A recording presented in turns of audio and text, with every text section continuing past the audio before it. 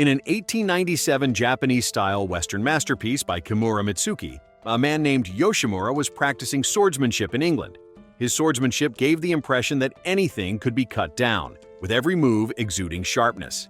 As the performance time approached, Yoshimura went to the carriage to wake his daughter, Nicole. There were only 2 hours left until the performance, and they needed to prepare as soon as possible. But Nicole didn't want to get up, complaining that their puppet show was boring and that no one would come to watch. Yoshimura insisted that she could not stay in bed. The wind in the valley was biting, so after getting up, Nicole had to wrap herself in clothes to keep warm. Her father kindly fried eggs for her, but when Nicole reached for a fork, he handed her a pair of chopsticks instead. Annoyed, Nicole got up and left.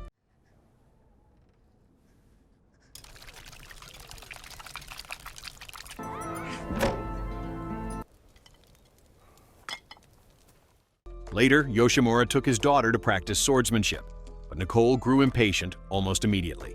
Frustrated, Yoshimura gave up on trying to teach her. Meanwhile, a gang of gangsters was discussing how to divide their stolen gold. The leader, David, decided they would first transport the gold to a safe place before splitting it equally.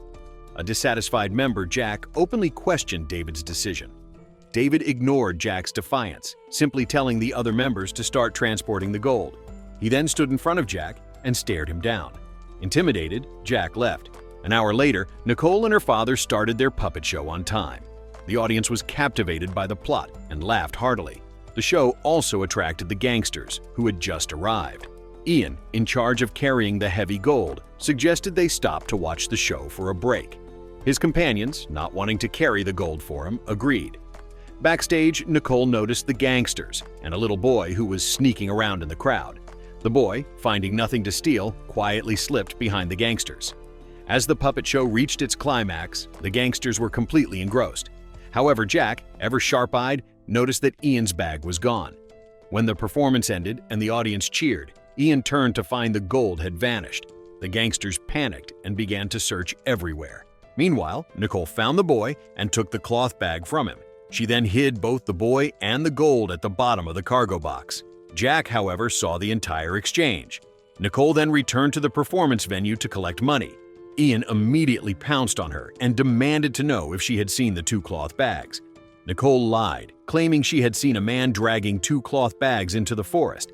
Ian, believing her, called his friends, and they all chased after the imaginary man. A heavy rain began to fall as Yoshimura cleaned up the stage. Nicole came to help him and asked if he ever wished their lives were different.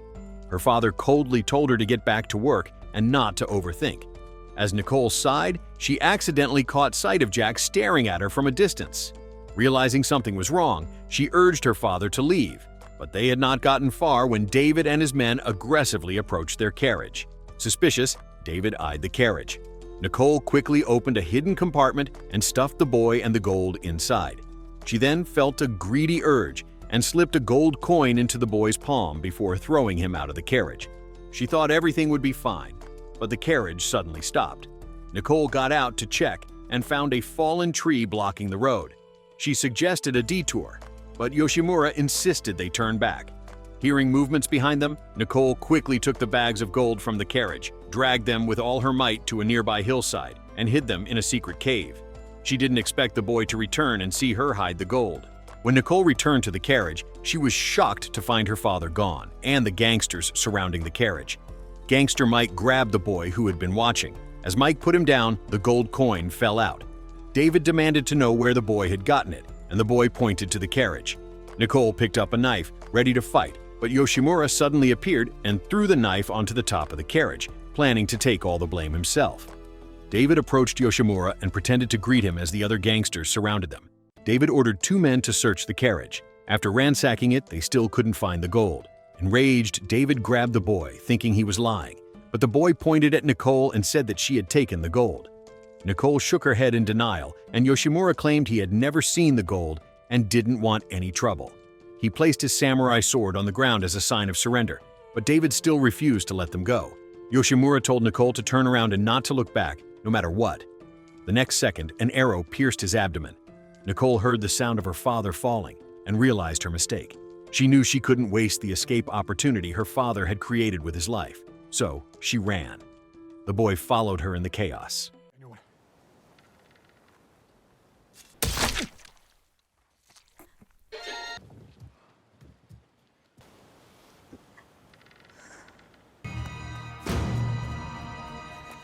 The gangsters began their unhurried pursuit. Once Jack and the others had gone far enough, he rummaged through the bottom of the carriage, but the gold was gone. He quickly followed the others. Nicole ran through the dense forest, then risked getting lost to sneak into another forest, with the boy following closely behind. But they still couldn't shake off the gangsters. Nicole ran out of the woods and saw a villa. She tried to sneak in as quietly as possible. Nicole reached the second floor of the villa and, hearing a door open, quickly hid in a blind spot and squatted down. The gangsters broke into the villa and escorted the confused owner to David. David repeatedly asked if he had seen a girl and a little boy matching the descriptions, but the owner had not. David, furious, ordered his men to search the villa. Hearing the commotion, Nicole fled to the attic. A gangster began playing the piano, and the music served as a death knell to Nicole. She carefully crossed the dilapidated attic floor and hid. Suddenly, a gangster named Mike entered the attic, but the floor couldn't support his weight. He fell through, landing on the piano. When all the gangsters looked at the piano, David signaled for his men to gather outside the house. Only then did Nicole dare to come out of her hiding spot. She carefully crossed the damaged floor, but as she went through the door, she ran into Jack, who had disobeyed the order to go outside. Jack grabbed her and threatened to kill her if she didn't take him to the gold. At that moment, the villa owner's daughter came over after hearing the noise. Jack, who only cared about keeping the gold for himself, momentarily let go of Nicole when he heard David calling him. Jack warned Nicole to stay put or he would kill her, then slammed the door and left. Nicole ran to a window to observe the gangsters as they analyzed her escape route.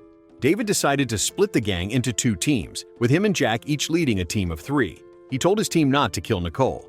Just as David was about to leave, Jack called out to him, saying the Yoshimura father-daughter duo from the nearby performance troupe were likely the ones they were looking for. Jack suggested they search the performance troupe's camp, and David agreed, but insisted Jack take Mike with him. Jack, however, insisted on going alone. David silently pulled Jack aside, slapped him, and threatened to kill him if he disobeyed again. David then told his team to go on ahead and that he would follow. Enduring severe pain from his wound, David checked it and then followed his men.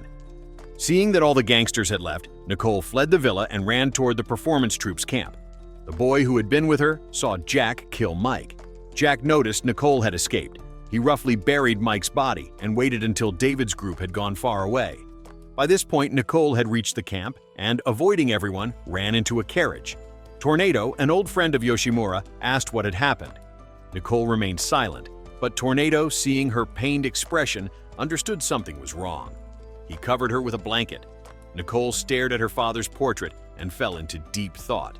A few hours later, David and his men arrived at the camp. Finding no sign of Jack or Mike, David began to gather information.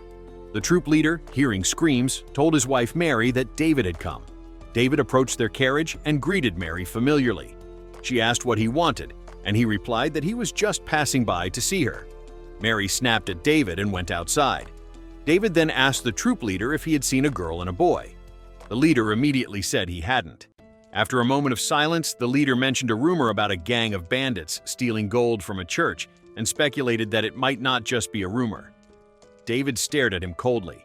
Just as David was about to kill the troop leader, the boy ran into Tornado's carriage and told Nicole that Jack had killed Mike.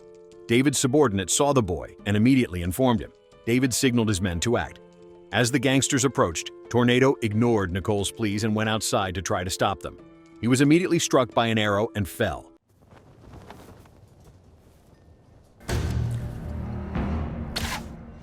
The gangsters captured the boy and Nicole. Nicole revealed the location of the gold, and when David learned that the boy also knew where it was, he ordered his men to kill her. At that moment, Tornado, who was still alive, pounced on David. Nicole and the boy took the opportunity to escape. An enraged David broke free and ordered his men to burn the place down. Mary frantically told everyone to flee to the forest. Meanwhile, Nicole and the boy ran wildly on a hillside. An archer gangster couldn't catch them, so he shot an arrow that hit the boy's calf. He then took the boy back to the camp. Nicole, now far away, looked back and knelt as she saw the camp engulfed in flames. Before she could grieve, Jack attacked her from behind and threatened her to take him to the gold. On their way, Jack slipped and broke his arm. He gave himself a simple treatment and continued. They didn't get far before they ran into David. David questioned Jack about Mike's whereabouts. Jack stopped pretending, pulled out a knife, and tried to fight David to the death. Jack died in the fight.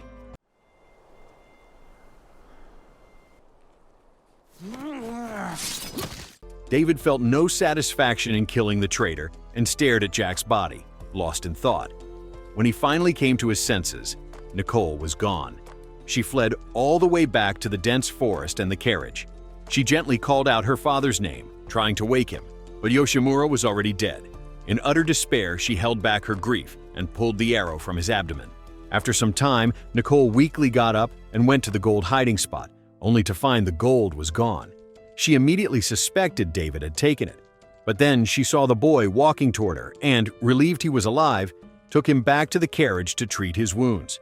Nicole told him that everything was over now that the gangsters had the gold, and they were still alive. The boy, however, said that when David brought him to the cave, he didn't find the gold. Upon hearing this, Nicole realized her father must have moved it to another location. Remembering that Yoshimura had thrown his knife high up, she looked up into a tree and found the 2 cloth bags of gold. After dragging the gold back to the carriage, Nicole told the boy to get up, as they had to leave immediately since the gangsters wouldn't give up. But when she turned around, she saw the boy had stopped breathing. Overwhelmed with guilt for not even knowing his name, she mustered the courage to bury the boy and her father. She then climbed to the top of the carriage to retrieve her knife. At that moment, Nicole decided to avenge the lives of those who had died. She took threads from a puppet and wrapped them around a bow, then sharpened the arrowheads. When she was ready, Nicole took a handful of gold coins and threw them on the ground. She then dragged the rest of the gold to a lake, took a boat to the center, and sank it.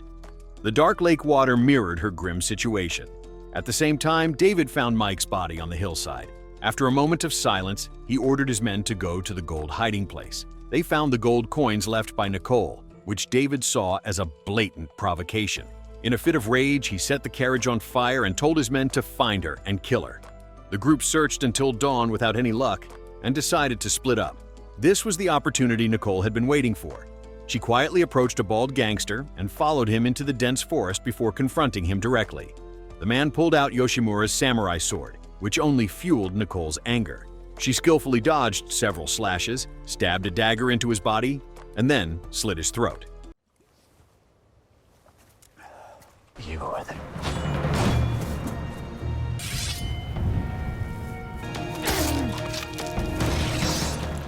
Nicole retrieved her father's sword and went to her next hunting spot. She found the archer gangster, drew her bow, and shot an arrow directly into his face before running off. Another gangster chased after her to avenge his teammate. Then, 2 more gangsters, one with a firearm, arrived upon hearing the noise. Nicole ran to escape. The gangster with the gun fired and missed, but Nicole immediately stopped. She knew that continuing to run would make her an easy target once the gunman reloaded. The black gangster with a sword closed in, and the battle began. He struck first and wounded her. As they fought, the gunman finished reloading, but Nicole, with quick reflexes, chopped off his arm before killing him with a single slash.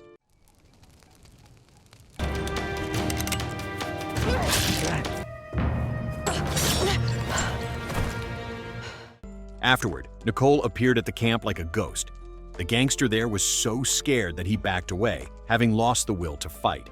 Nicole raised her knife but hesitated, as she had never seen this man kill anyone. She put her knife away and left. Now, only David and the gangster she had spared remained. When Nicole found David, he was on his last breath from a severe abdominal wound. Nicole sat down, wanting to hear his last words. David confessed that he had failed as a father and had killed his own son, Jack. He praised Yoshimura for being a good father who was willing to sacrifice his life to protect Nicole. After saying this, David died. Nicole stood up, knelt in front of her father's and the boys' graves, and gently placed Yoshimura's samurai sword on the ground. On her way out, Nicole met the performance troupe. Mary invited her to go with them. Nicole asked if what she had done was right, but Mary avoided the question. She simply said that the girl in the puppet show had the same name as Nicole, and that maybe that's why Yoshimura had named her that.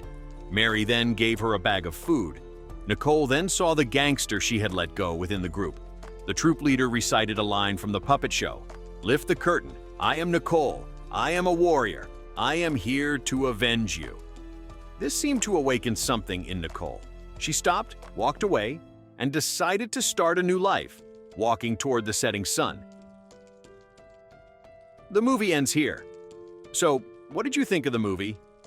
Leave it in the comments below, and if you enjoyed the video, please like and subscribe for more movie recaps. See you in the next video.